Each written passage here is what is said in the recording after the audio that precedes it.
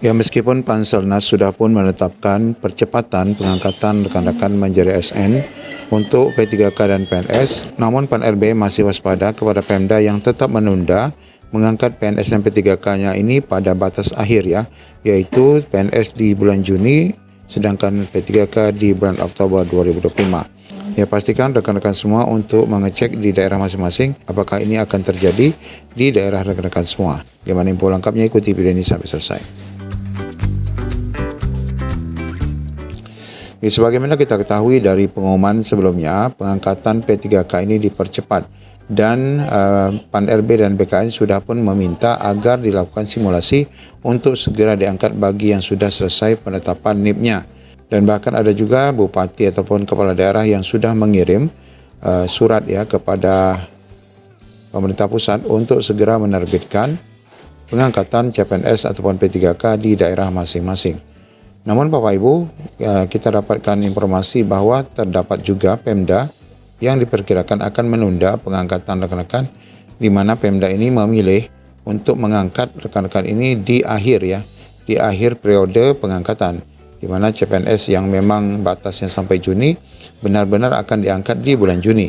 Sedangkan untuk P3K adalah di bulan Oktober, di mana mereka benar-benar baru akan mengangkat di bulan Oktober nanti. Salah satunya adalah di daerah Kabupaten Bulungan, Kalimantan Utara, yang memastikan pengangkatan khususnya CPNS akan dilaksanakan di bulan Juni.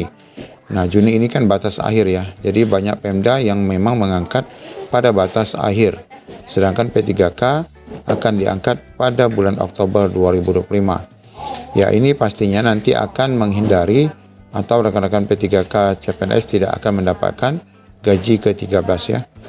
Sementara itu, pengangkatan pegawai pemerintah dengan perjanjian kerja tahap 1 dan 2 dijadwalkan Oktober 2025. Kata Sekretaris Daerah Bulungan, Risdianto dalam keterangan di Pemkab Bulungan. Risdianto mengatakan pengangkatan CPNS dan P3K ini dilakukan sesuai dengan jadwal yang telah ditetapkan pemerintah pusat. Sebenarnya yang dimaklumkan adalah itu paling lambat ya. Ternyata mereka menggunakan batas paling lambat ini. Dia menyatakan bahwa Pemkab Bulungan segera merevisi surat edaran yang telah dikeluarkan sebelumnya terkait jadwal pengangkatan. Revisi dilakukan menyesuaikan surat Menpan RB yang terbaru. Kami juga segera merevisi surat yang pernah kami keluarkan sebelumnya untuk menyesuaikan surat Menpan RB terbaru. Lebih lanjut, beliau mengatakan bahwa seluruh persiapan pengangkatan sedang berlangsung, termasuk proses penetapan NIP.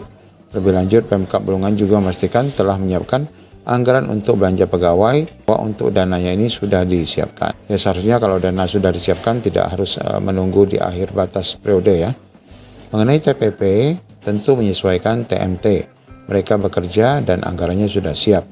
Dia menyatakan gejolak di sejumlah daerah terkait tali ulur jadwal ini tidak terjadi di Bulungan. Artinya di Bulungan ini tidak ada demo ya kemarin.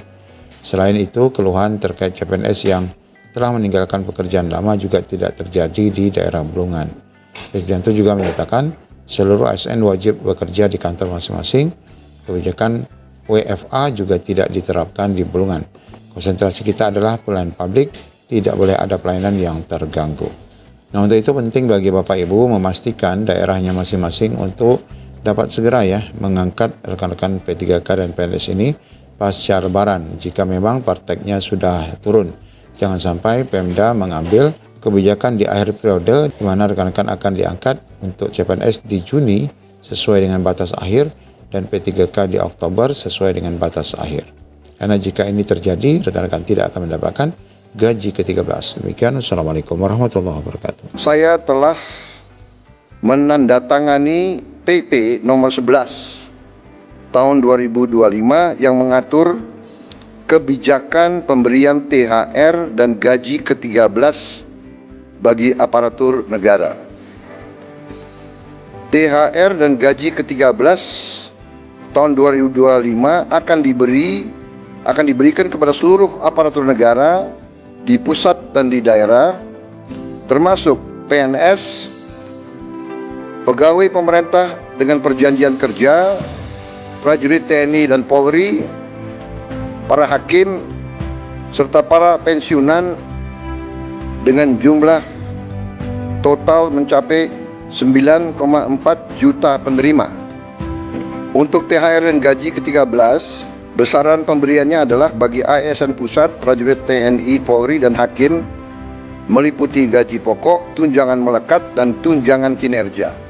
Bagi ASN daerah diberikan sama dengan ASN Pusat dan sesuai kemampuan daerah masing-masing.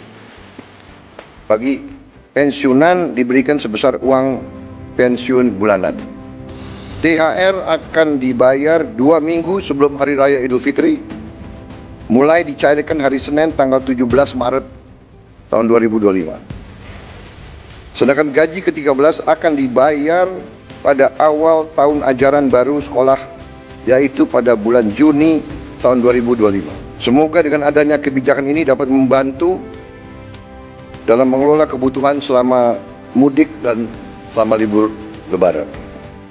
Juga saya ucapkan terima kasih kepada semua aparatur negara, para hakim dan prajurit TNI Polri dimanapun sedang bertugas.